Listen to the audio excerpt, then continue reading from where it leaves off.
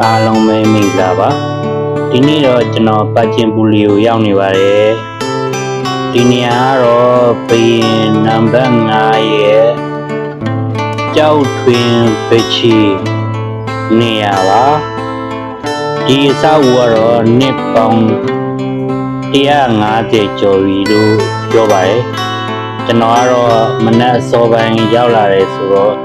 ဒီဥယျာဉ်ပတ်ချလင်းမှာတော့ဒါရက်နာတဲ့နေရာတွေမနက်ပိုင်းကိုပေးပူလေးချင်းငန်းစောကစားနေကြတဲ့တက်ကြီးအိုရွယ်တွေလည်းအများကြီးတွေ့တယ်ဗျဒီနေရာမှာတော့ရှုခင်းလေးတွေလာသလိုဓာတ်ပုံရိုက်မဲ့နေရာလေးတွေလည်း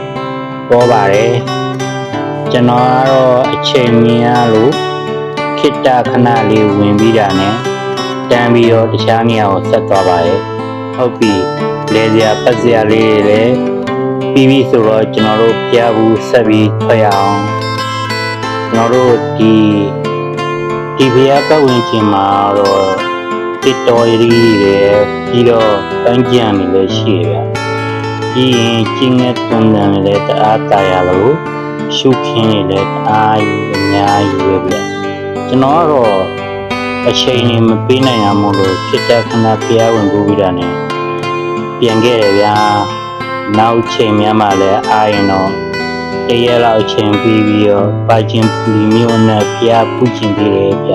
ကျေးဇူးပေးတဲ့တငယ်ချင်းအားလုံးလည်းရန်ကျေးဇူးတင်ပါတယ်အားလုံးပဲမင်္ဂလာပါ